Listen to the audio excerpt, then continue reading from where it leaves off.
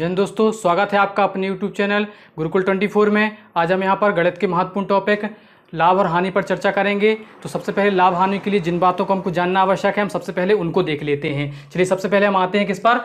सबसे पहले क्या देखना है हमको, क्रय मूल्य। क्रय मूल्य क्या कहलाता है?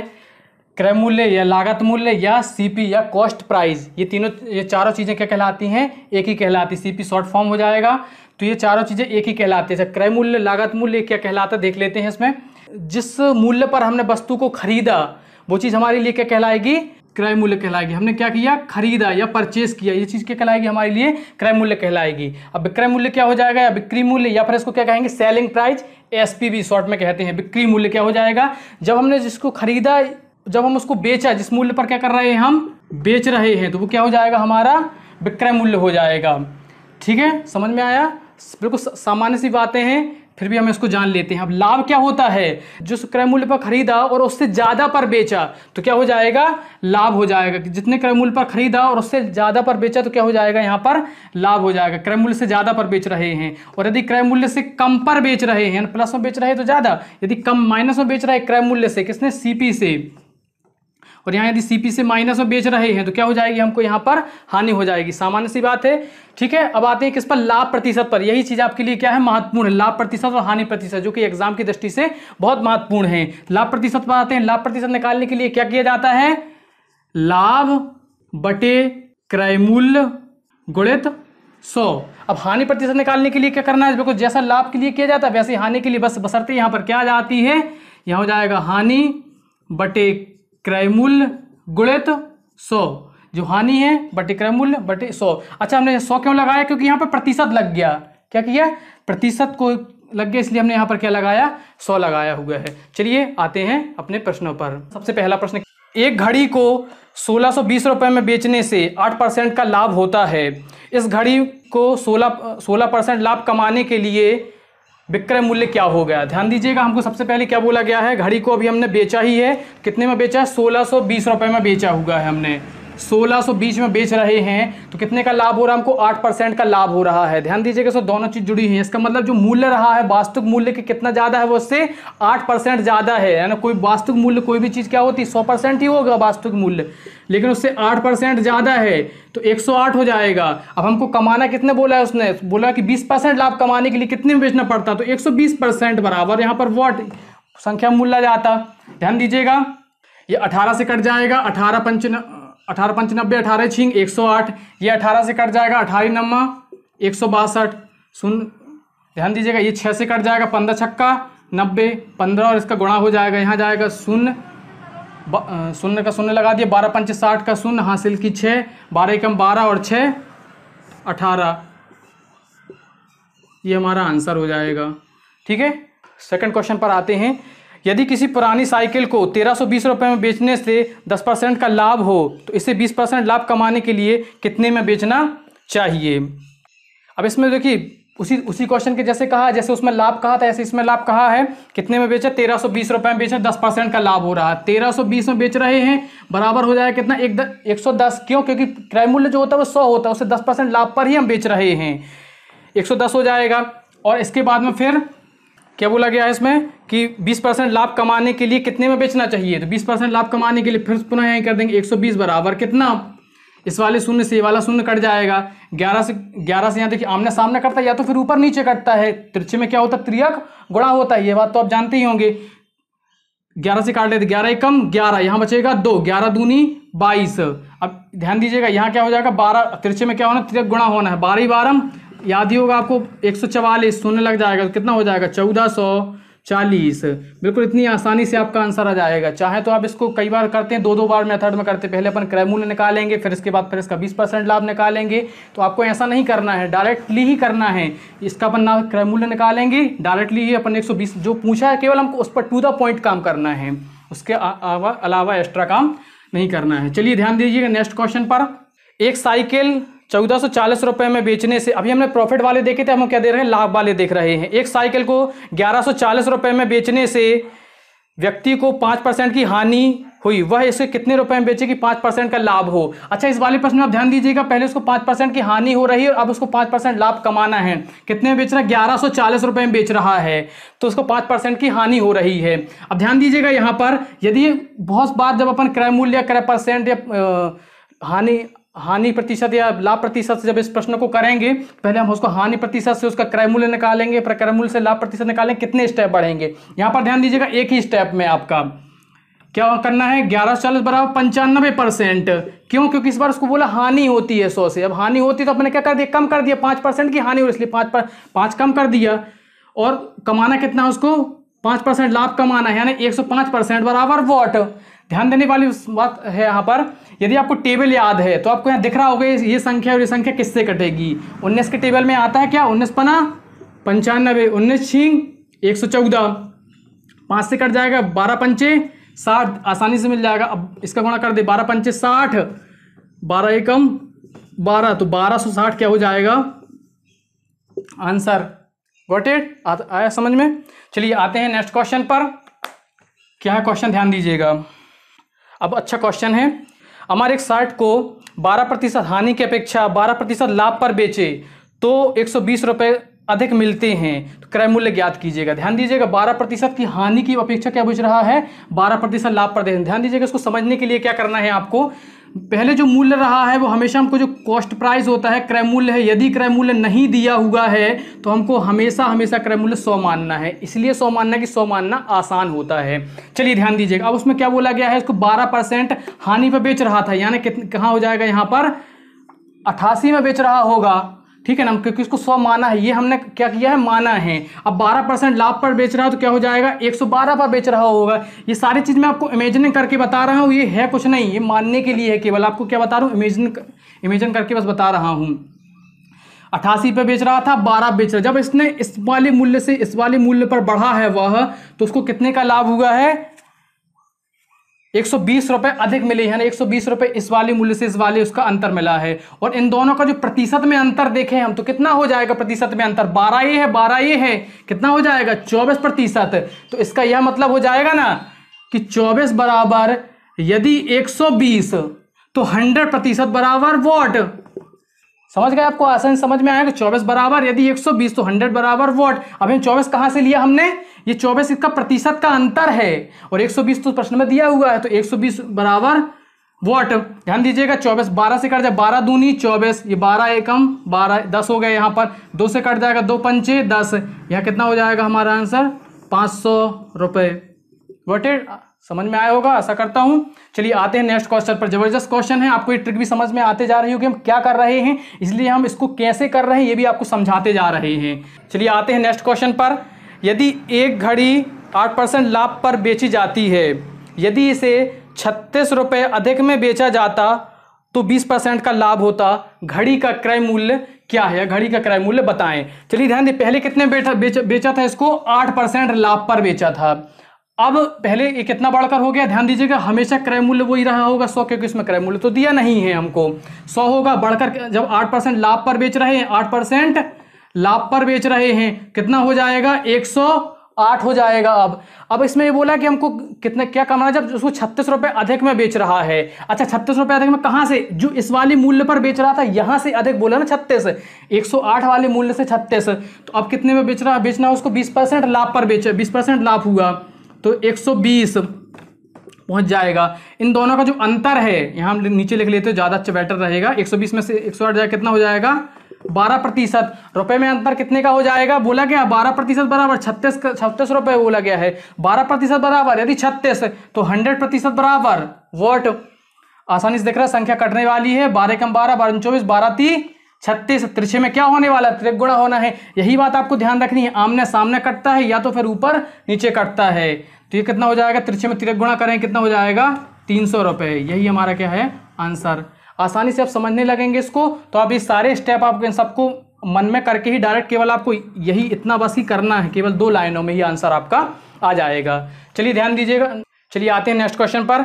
एक सामान 29% हानि पर बेचा जाता है, यदि उसे 84 रुपये अधिक पर बेचा जाता तो 11% का लाभ होता, उस सामान का क्रय मूल्य क्या है। ध्यान दीजिए, पिछले क्वेश्चन जैसे ही है, क्या बोला गया इसमें हानि पर बेचा गया है, कितने हानि पर बेचा गया है, 29% हानि पर बेचा गया है। ध्यान दीजिएगा, बिल्कुल सेम हो जाएगा पहले जैसे। यहां पर अब क्या हो जाएगा, 29% हानि पर यानी कम पर बेचा गया है, 29%, ये कम हो जाएगा, कमी हो जाएगी, सर लिखेंगे। अब कितने पर बेचना है, 11% ज्यादा पर बेचना है, ये हो जाएगा हमारा बीच वाला मूल्य हो जाएगा, यानी क्या कहलाएगा, क्रय मूल्य। क्रय मूल्य से इस साइड बेच रहे हैं यदि, तो हमको क्या हो रहा है, हानि। यदि हम इस साइड ज्यादा साइड बेच रहे हैं तो क्या हो रहा है, हमको लाभ हो रहा है, सिंपल सी बात है।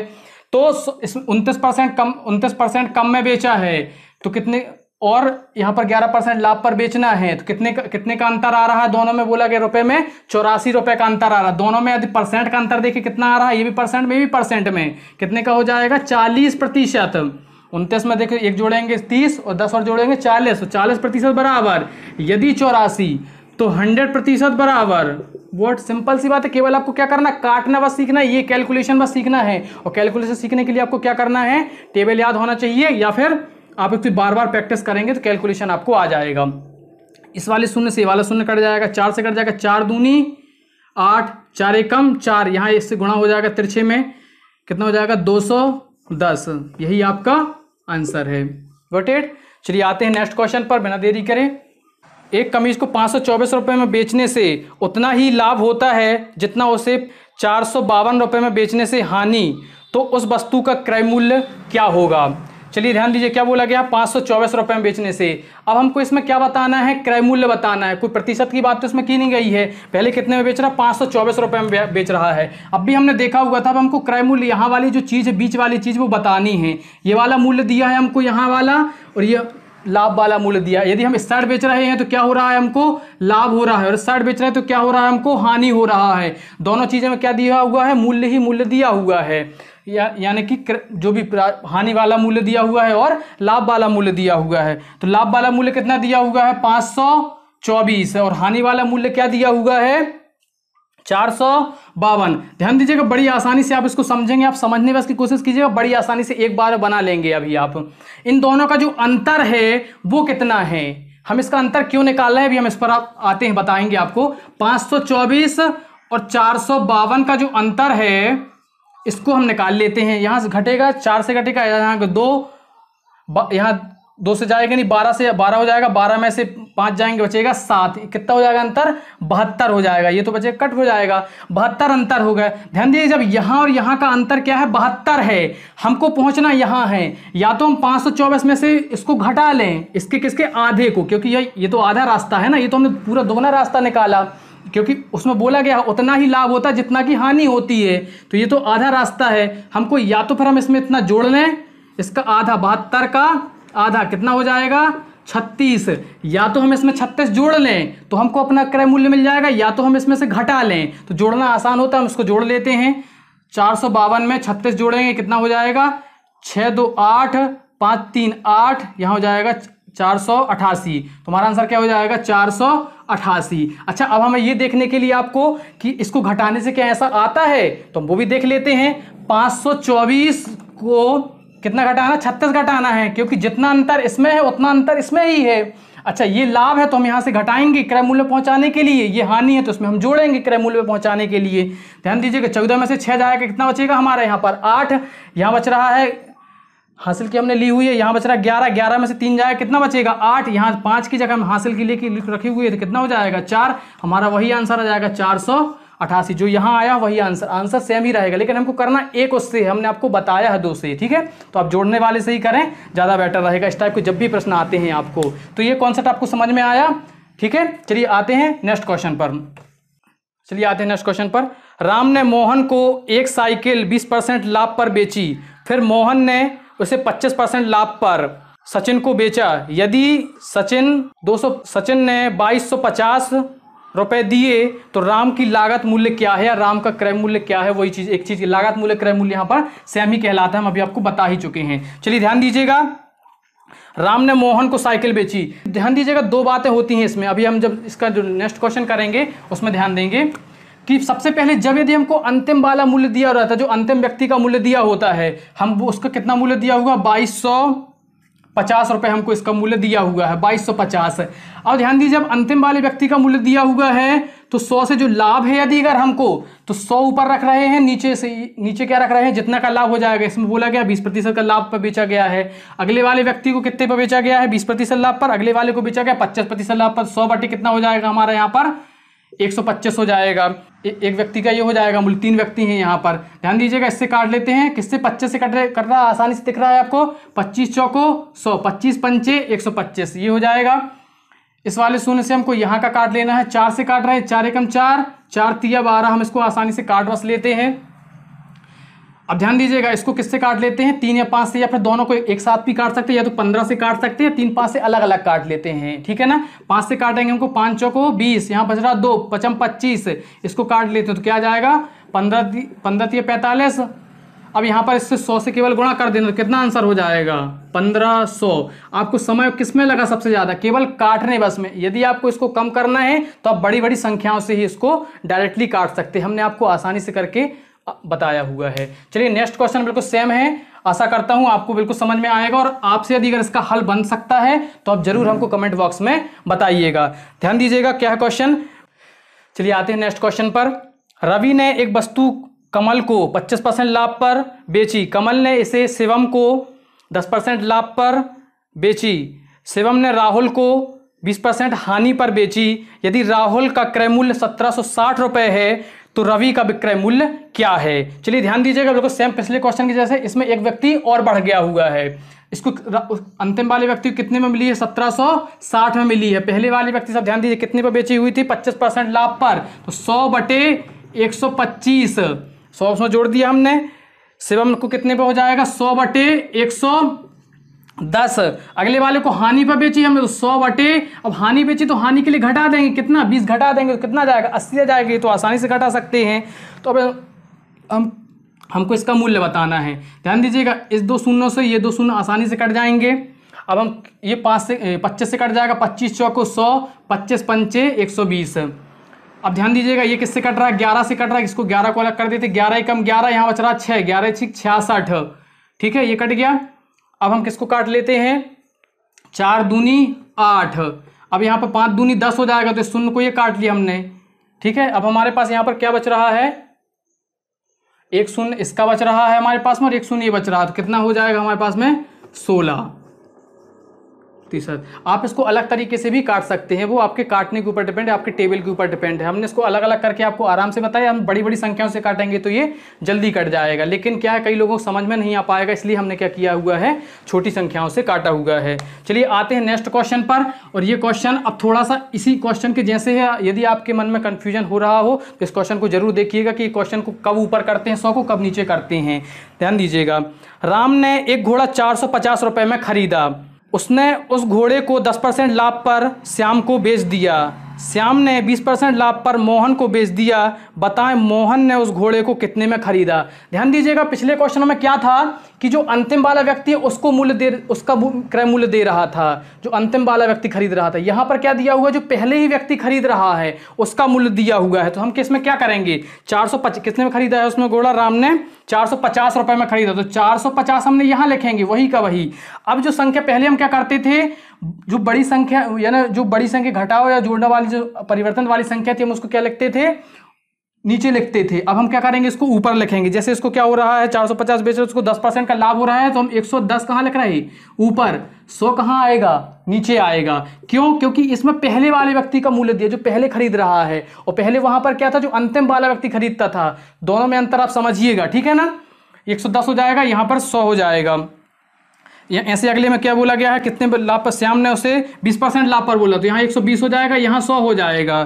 फिर क्या बोला गया है, तो उसका मोहन ने उसे उस घोड़े को कितने में खरीदा है। चलिए ध्यान दीजिएगा, इस 2 शून्य से ये 2 शून्य कट जाएंगे, इस शून्य से ये शून्य कट जाएगा। अब हम इसको किससे काट लेते हैं, 5 से काट ले, 5 दूनी 10, 5 नाम 45, 2 से काट ले, 2 से काट लेते हैं, 2 छींग 12 हो जाएगा, 11 नाम 99। अब 99 गुणा हमको 6 करना है।